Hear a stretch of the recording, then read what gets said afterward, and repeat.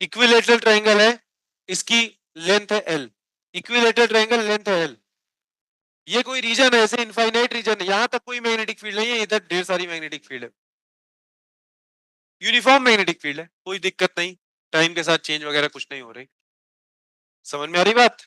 Inside the plane uniform magnetic field है। इस equilateral triangle को v वेलोसिटी से लेकर के अंदर आ रहा है, ठीक है, v वेलोसिटी से लेकर के अंदर आ रहा है, हाँ, तो होगा क्या, जैसे जैसे लेकर के आ रहे होंगे अंदर में, तो इसके थ्रू फ्लक्स बढ़ता जा रहा होगा, फ्लक्स बढ़ता जाएगा तो इसके थ्रू जो इंड्यूस्ड क्या कहते हैं मैग्नेटिक फ्लक्स है वो बढ़ता जाएगा, मतलब मैग्नेटिक फ्लक्स टाइम के साथ चेंज हो रहा है तो एक ईएमएफ इंड्यूस होगी, एज ए रिजल्ट एक इंड्यूस्ड करंट आएगा, समझ में आई बात?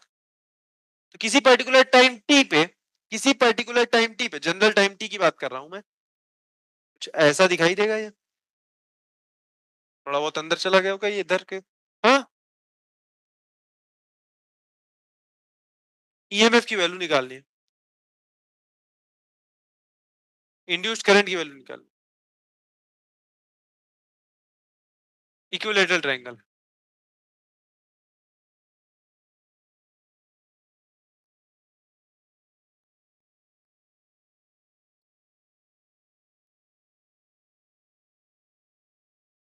हाँ,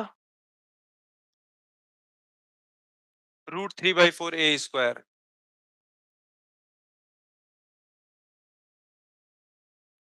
एरिया से कुछ नहीं होगा, एरिया एरिया चेक करो मत पढ़ो, कोई आंसर वहां से नहीं आने वाला है,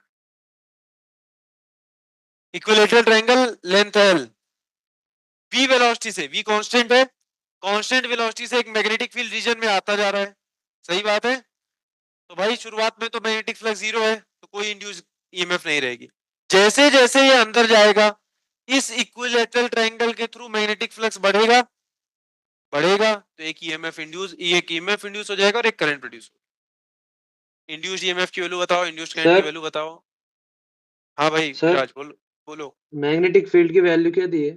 किसकी मैग्नेटिक फील्ड यूनिफॉर्म है, बी लेके चलो काम, बी नॉट ले लो, चलो बी नॉट ले लो, ठीक हमको है ऐसे मतलब वेरिएबल्स में आंसर मिलेगा, मैं कुछ वैल्यूज नहीं दे रहा हूँ, 5 टेस्ला ऐसे कुछ दे सकता हूँ, बट यहाँ पे दे सकता हूँ 2 मीटर पर सेकेंड, बट एक जनरल रिजल्ट निकालने की कोशिश कर रहा है, जाने तो तुम लोग सिर्फ ध्यान देना और मेरे साथ लॉजिक बनाने की कोशिश करना, अपने मन से करोगे तो थोड़ा ज्यादा समय जाएगा, ठीक है, नहीं नहीं 5 मिनट कहीं कहाँ समय है, 5 मिनट में तो कर दूंगा फिर, हाँ, कैसे जीरो भाई, किसी जनरल टाइम टी पे पूछ रहा हूँ, जब ये पूरा वो अंदर अभी चल नहीं चला गया, सही कह रहे हो, एक समय बाद जीरो होगा, जब ये पूरा का पूरा अंदर चला जाएगा, अभी किसी पर्टिकुलर टाइम पे तो ये आधा कहीं पार्शियल गया हुआ है ना, चलो बाद में हम लोग फ्लक्स वर्सेस टाइम और करंट वर्सेस टाइम का ग्राफ भी बना देंगे, चलो, या ईएमएफ वर्सेस टाइम जिसका मन होगा, क्योंकि कुछ समय बाद तो फ्लक्स जीरो होने वाला है, ठीक है, चलो सोचते हैं, इधर इधर इधर आओ इधर, ये लेंथ एल है तो ये लेंथ कितना होगा, नहीं भैया, ये है 30 डिग्री, ये है एल, एल कॉस 30 होगा L√3/2, L√3/2, अच्छा कितनी, किसी टाइम टी में, किसी टाइम टी पे ये कितना अंदर चला होगा, सर डिस्टेंस होता है स्पीड इनटू टाइम, बोलो भाई, ये हो गया v इंटू टी, ये एंगल कितना है 30 डिग्री, मैं क्या बोल दूं भाई,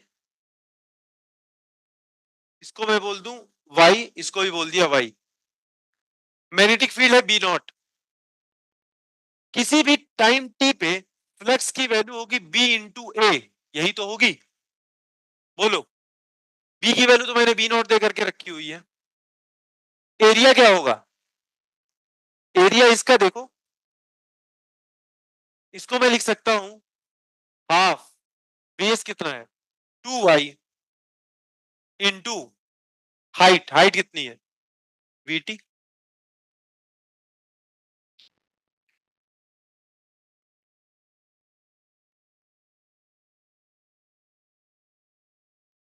हाँ, ये मैग्नेटिक फ्लक्स ऑब्वियसली चेंज हो रहा है, बट ये y कांस्टेंट थोड़ी है, जैसे जैसे अंदर जा रहा है y भी चेंज होता जा रहा है, ये तो y किसी टाइम पे मैंने ऐसे रेंडमली मान लिया, ना कराऊं ये क्वेश्चन, भाई ऐसे रिस्पॉन्स दोगे तो फिर नहीं कराऊंगा, एकदम जैसे लग रहा है कि पता नहीं क्या हो रहा है।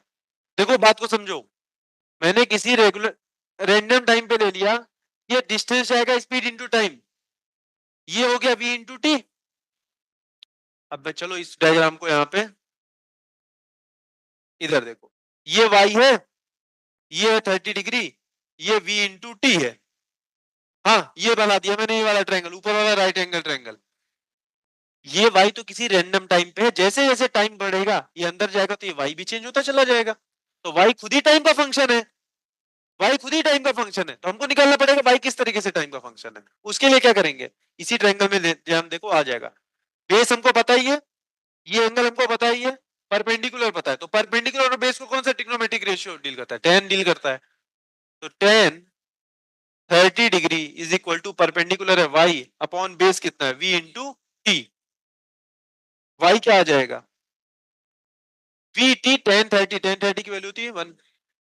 y देखो टाइम के साथ बढ़ रहा है कि नहीं बढ़ रहा, बढ़ेगा ही, ऑब्वियस सी बात है, जैसे जैसे अंदर जाता जाएगा y की वैल्यू बढ़ती चली जाएगी। मैग्नेटिक फ्लक्स आ गया b नॉट, y की वैल्यू आ गई v t by √3 v into t. क्या आ गया भाई ये b naught v square by √3 into t का स्क्वायर। बी नॉट तो कांस्टेंट है, वेलोसिटी तो कांस्टेंट है, √3 भी कांस्टेंट है। Flux is directly proportional to t का स्क्वायर, टाइम के साथ वेरी भी कर रहा है और directly proportional to t square भी है। फ्लक्स भाई बढ़ता जा रहा है, ऑब्वियस बात है एक ईएमएफ इंड्यूस होगी जिसकी वैल्यू होगी d5 by dt, T square का डिफरेंशिएशन हो जाएगा 2t। इसके बाद कोई कठिनाई नहीं है, सिर्फ फ्लक्स निकालने का ही खेल था, सिर्फ फ्लक्स निकालने तक ही तो मुश्किल थी। इसके बाद क्या है, इसके बाद आ जाएगा E is equal to, magnitude की बात कर रहा हूं, d5b बाई dt, ये हमारा आ जाएगा 2b0 v square t by √3, और इसका करंट आ जाएगा E upon R 2b0 v square t by √3, और R रेजिस्टेंस जो भी होगा। यही तो हुआ। करंट कैसे प्रोपोर्शनलिटी है, डायरेक्टली प्रोपोर्शनल है, सही बात है। चलो इतना बनाओ, इतना करो, फिर फाई या तो ईएमएफ का फाई वर्सेस टी और ईएमएफ वर्सेस टी का ग्राफ, या तो फाई वर्सेस टी और करंट वर्सेस टी का ग्राफ बनाओ, कैसा दिखेगा।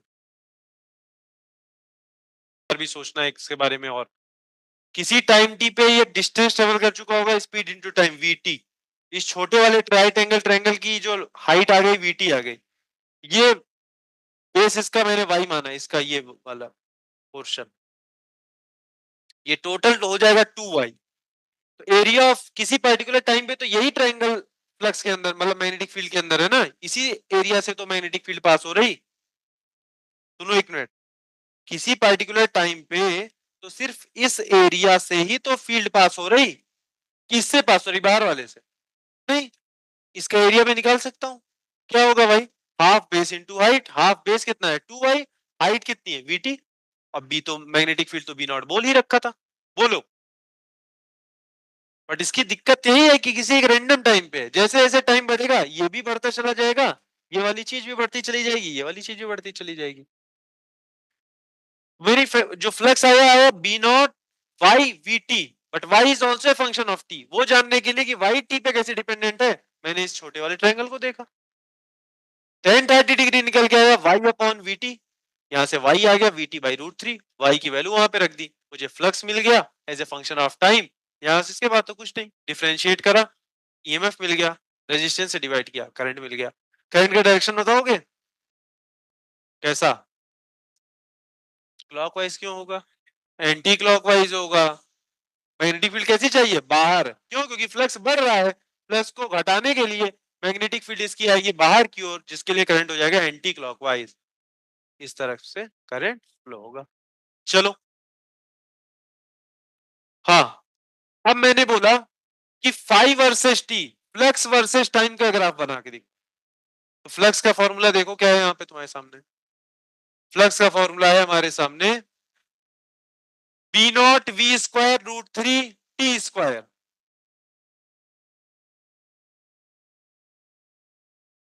जब टाइम जीरो है तो फ्लक्स भी कुछ नहीं हुआ, इंड्यूस ही नहीं हुआ कुछ फ्लक्स। जैसे जैसे टाइम बढ़ा फ्लक्स भी इंड्यूस होता चला गया। कैसे? पैराबोलिक फंक्शन है भाई ये, ऐसे जाएगा। एक समय ऐसा आएगा जब पूरा का पूरा ट्रायंगल अंदर चला गया लूप, उसके बाद फ्लक्स क्या हो गया? कांस्टेंट। फ्लक्स क्या हो गया? कांस्टेंट। ऐसा तो ये समय बता पाएगा क्या कितने समय बाद ऐसा होगा? बता सकते हो, अरे कुछ कठिनाई नहीं है, बता दो। हाँ, इसीलिए मैंने ये लेंथ निकाली थी। टाइम कितने समय बाद होएगा? Distance upon speed. डिस्टेंस कितना? ये √3L/2 इंटू वी, यही होगा ना भाई। जब ये पूरा डिस्टेंस अंदर चला गया, time equal to distance upon speed. इतने समय बाद √3L/2 वी, इतने समय बाद फ्लक्स हमेशा कांस्टेंट है। Current versus time graph. Current versus time बोल देता है, ईएमएफ वर्सेस टाइम, दोनों एक ही तरीके से टाइम पर प्रोपोर्शनलिटी है। कैसा है? लीनियर है। करंट कांस्टेंट थोड़ी है, लीनियर है, डायरेक्टली प्रोपोर्शनल टू टाइम है, ऐसे बढ़ता जाएगा। इतने टाइम के बाद √3L/2 वी के बाद क्या हो जाएगा? करंट क्या हो जाएगा? बोलो। कांस्टेंट। जीरो। जीरो क्यों? जब फ्लक्स कांस्टेंट हो गया तो ईएमएफ होता है d∅dt, कांस्टेंट का डिफरेंशिएशन जीरो, इंड्यूस्ड ईएमएफ ही जीरो हो गया, तो करंट भी क्या हो गया? जीरो। तो इतने टाइम के बाद फ्लक्स कांस्टेंट और करंट जीरो। फ्लक्स कांस्टेंट तो करंट जीरो। समझ में आई बात? तो कोई जरूरी नहीं कि ये एग्जैक्ट क्वेश्चन तुम्हें एग्जाम में दिखे, बट ग्राफ जैसा ऐसा कोई क्वेश्चन तुमको समझ में आना चाहिए कि जब फ्लक्स कांस्टेंट हो जाता है तो इंड्यूस ईएमएफ या फिर करंट का ग्राफ क्या रहेगा? जीरो पे जाएगा। समझ में आ रही बात कि नहीं आ रही? कुछ भी ना समझ में आए तो भाई तुरंत का तुरंत पूछ लो इसको। सर हाँ बोलो विराज। सर ग्राफ वाली बात वापस बताओ। ओके, ये फ्लक्स फाई का ग्राफ तुमको फाई का फंक्शन दिखाई दिया? हाँ सर। ठीक है। Phi directly proportional to t square है, पैराबोलिक होगा, ये तो बात समझ में आती है। हाँ। T is equal to zero पे जब पूरा का पूरा ट्रायंगल बाहर रहा होगा तो फ्लक्स जीरो रहा होगा। हाँ सर। जैसे जैसे टाइम बढ़ता चला गया बढ़ता चला गया बढ़ता चला गया, फाई ऐसे वही करेगा। एक समय ऐसा आएगा जब ये पूरा का पूरा triangle inside the magnetic field पहुंच जाएगा। कितने समय बाद पहुंचेगा भाई? Time is equal to distance, distance ये कितनी है? √3L/2, स्पीड कितना? वी। इतने समय बाद अब ये पूरा का पूरा ट्रायंगल अंदर आ चुका है और इसके अंदर हर जगह मैग्नेटिक फील्ड तो कांस्टेंट है। अब ये जैसे अंदर जाता रहेगा हर समय फ्लक्स कांस्टेंट है, तो फ्लक्स मैंने कांस्टेंट बना दिया। बोलो। हाँ सर। ओके। करंट के फॉर्मूले पे आओ, चाहे तो करंट निकालना चाहे तो ईएमएफ लिखता, दोनों बातें एक थी, दोनों ही डायरेक्टली प्रोपोर्शनल टू टी है। ये सारे कांस्टेंट है, डायरेक्टली प्रोपोर्शनल टू टी है, तो t is equal to zero पे जब फ्लक्स जीरो था तो करंट भी जीरो थी। जैसे जैसे फ्लक्स बढ़ा करंट लीनियर बढ़ी, directly proportional to t, straight line का ग्राफ बनेगा। एक समय ऐसा आएगा जब फ्लक्स कांस्टेंट हो गया, उसके बाद करंट क्या हो जाएगी? जीरो, क्योंकि फ्लक्स में रेट ही मतलब rate of change of flux he zero हो गया, तो करंट तो ऑफ कोर्स जीरो हो जाएगी, ईएमएफ भी जीरो हो जाएगा। बोलो। Yes sir. नहीं आया समझ में ये बात? आगे आगे। Last line. ई हाँ सर। है d∅/dt, ई है d∅/dt। जब फ्लक्स कांस्टेंट, कांस्टेंट का डिफरेंशिएशन तो क्या होता है? जीरो, तो ईएमएफ क्या हो जाएगा? जीरो। इसमें कोई बहुत बड़ा रॉकेट साइंस नहीं, करंट भी जीरो हो जाएगी। ये भी निकाल सकते हो, ये वैल्यू भी निकाल सकते हो। अब निकलवा नहीं रहा हूं, निकाल सकते हो। कैसे? t is equal to √3L/2 v पे फ्लक्स, ये हमारे पास फ्लक्स का फॉर्मूला है। t की वैल्यू रख दो √3L/2 वी, आ गया तुम्हारा मैक्सिमम फ्लक्स कितना होगा। करंट भी निकाल सकते हो, मैक्सिमम करंट कितनी फ्लो होगी।